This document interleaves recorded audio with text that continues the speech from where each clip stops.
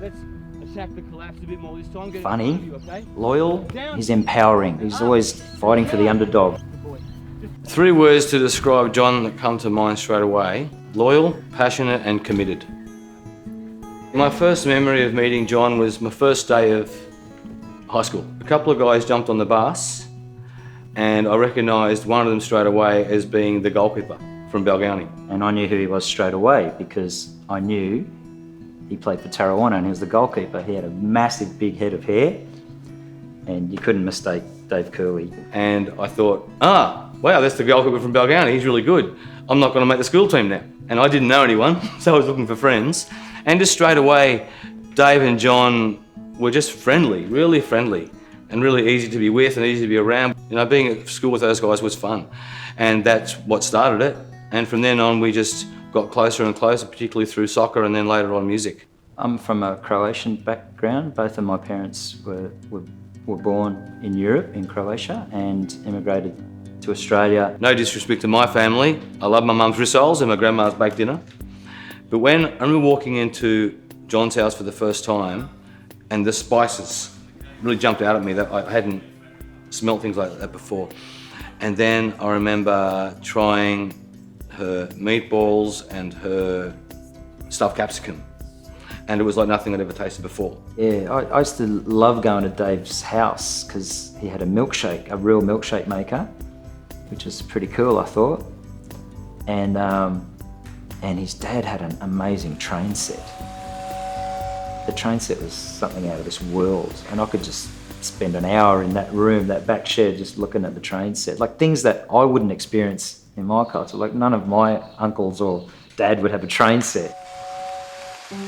I was a little bit embarrassed sometimes, you know, and yeah, because I really wanted to fit in as an Australian kid, which I mean, I was born here, but my culture wasn't. So the family language at home was Croatian.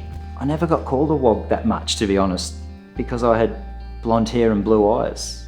And yet the same person from the same culture with darker skin and darker hair and darker features, they may have been called a wog. So I just thought a lot of Australians were very one-eyed back then. Take my mum's advice. Never be embarrassed by your language or your culture. Nothing to be ashamed of. Everyone in Australia's got a story, a background. Everyone comes from somewhere different, and you should never be ashamed of your roots. When you know people's stories, you don't fear that difference. You celebrate the difference, you enjoy the difference. Now that we're 53 years old, we met when we were 12, it's a friendship that's lasted the test of time. What's that, 41 years? And if anything can last that long, then it's obviously a true friendship. Oh, he's so popular. I don't know, it's hard to find something annoying about him. He's just a good guy. He's just an all-round good guy. He'd catch the ball with his tongue out. I remember that. And that was scary. When the ball would come over and he'd dive and catch it and he'd have his tongue out. And so you could almost catch the ball with his tongue. Yeah. We've never had an argument. Maybe the only thing we might ever argue about would be who was better, Ray Clements or Peter Shilton.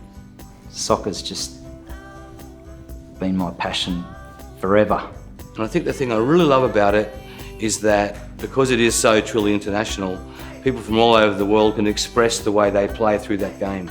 People from different countries and different cultures play the game according to their culture. South Americans play with so much flair. You might say the Germans are very systematic, etc. And the Japanese are very well organised. We'd actually go around to a lot of local games and study goalkeepers and watch them and learn from them.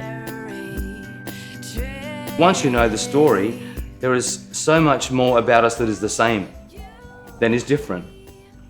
We have much more in common than our differences. So really, we're all the same. We're all flesh and blood. We just, once we get to know each other and learn each other's stories, which is again why I love football, because football is the universal language.